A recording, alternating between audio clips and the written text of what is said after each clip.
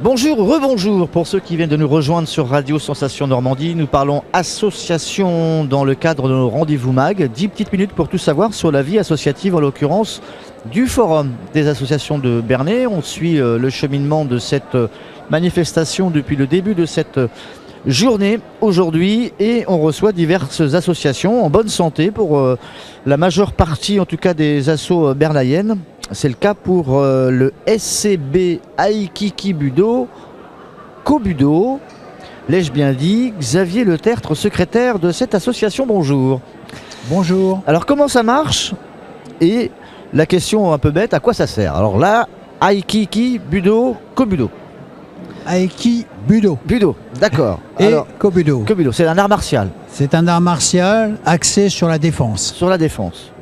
Donc c'est pas un art de combat.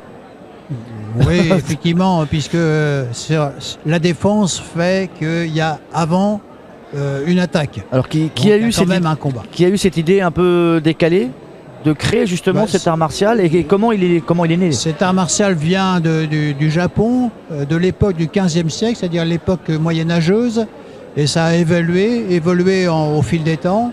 On peut reprendre au fondateur du judo, qui lui a eu des élèves qui ont enseigné à l'époque moderne, enseigné ce que nous connaissons, c'est-à-dire les arts martiaux anciens, des techniques anciennes. Alors, et le nom a été pris à Aikibudo assez récemment, c'est-à-dire au XXe siècle, vers 1960. Est-ce qu'il y a une signification particulière pour l'Aikibudo?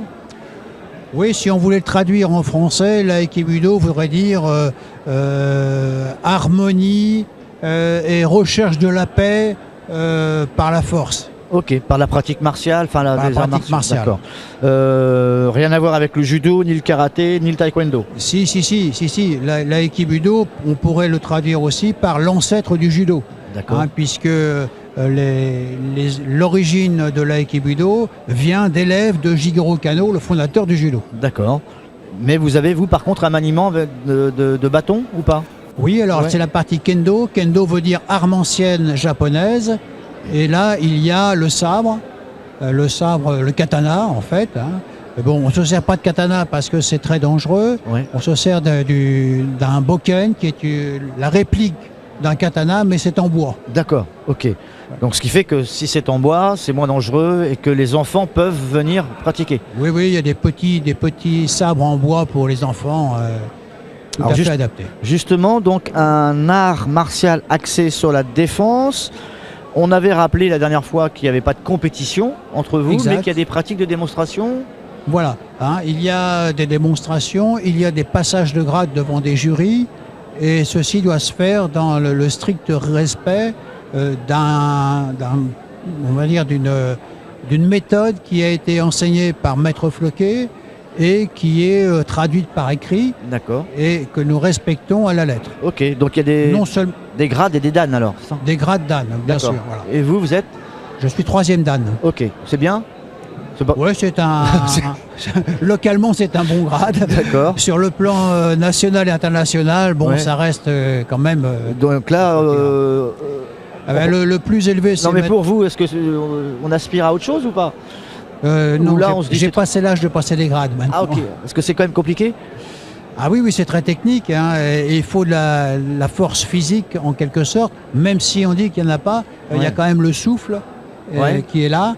C'est pas de la force musculaire, c'est de la force d'entraînement. Et le summum, c'est?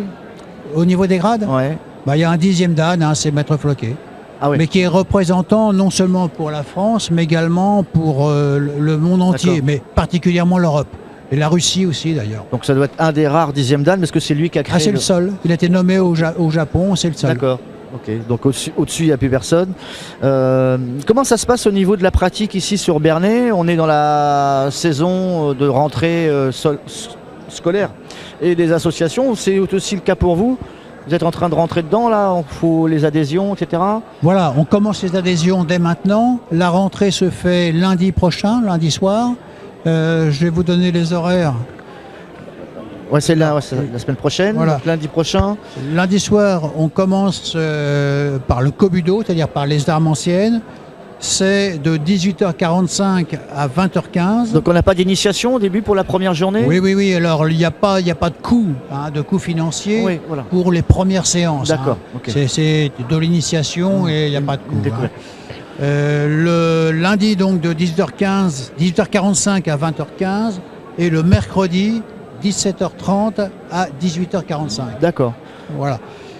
Et avec vous-même, donc vous êtes un professeur aussi, vous? Oui, je suis professeur d'aïkibudo. D'accord, donc c'est pas forcément vous le lundi, quoi. Le lundi soir, c'est vous, lundi soir, c'est d'accord. Ensuite, alors, on a le mercredi. On commence après l'aïkibudo, et l'aïkibudo est à 19h15 le lundi jusqu'à 20h15. D'accord. 20h30. Et on a une autre journée, parce que c'est 2 jours par semaine, c'est le mercredi.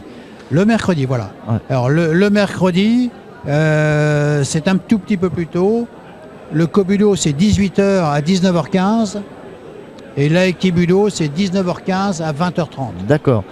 Combien de professeurs là dans la... Alors il y a 2 professeurs. Il y a moi pour l'aïkibudo et il y a un autre professeur, Emmanuel Pinchon, pour le kobudo. D'accord. Et on est assisté d'autres personnes. Ok. Vous êtes les seuls sur Bernay et dans les environs, ou il y a d'autres structures? Oui, dans les environs, il y a 9 clubs maintenant qui sont la plupart concentrés sur la banlieue rwandaise. D'accord.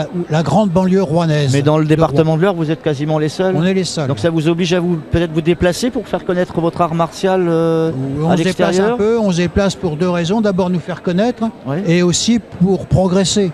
Parce que si on travaille en cercle fermé, on ne progresse plus. Donc on va très fréquemment sur Rouen, où il y a des gradés plus importants que nous, de façon à pouvoir progresser et à rapporter sur Bernay notre savoir. Okay.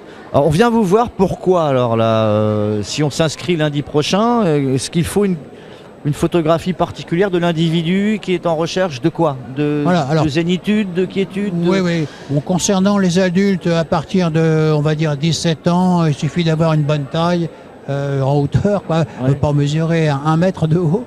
Mais comment on arrive chez vous et pourquoi? Voilà, venir en survêtement, ça suffit pour le départ. Qu'est-ce qu'on vient rechercher? On recherche surtout, c'est un équilibre général, c'est-à-dire à la fois d'avoir une bonne maîtrise de son physique, et puis aussi une certaine plénitude intellectuelle, en quelque sorte, une zénitude, pour employer un terme à la mode, de façon à se sentir bien dans sa peau. Est-ce qu'on rencontre des gens qui sont lassés un peu des autres arts martiaux et qui viennent chez vous après, ou pas?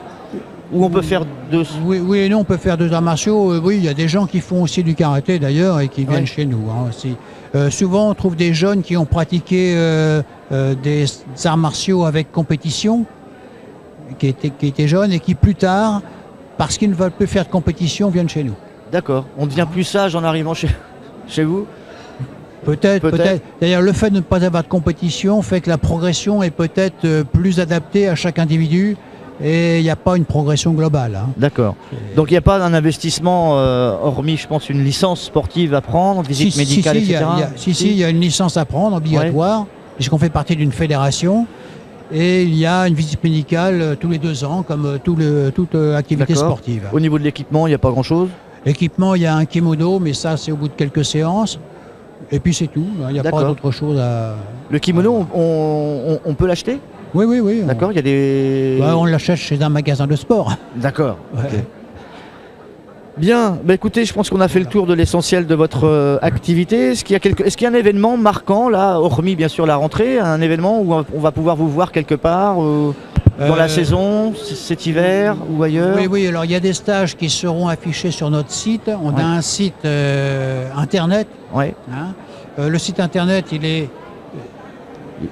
On va le trouver. Si on le voit. Très bien.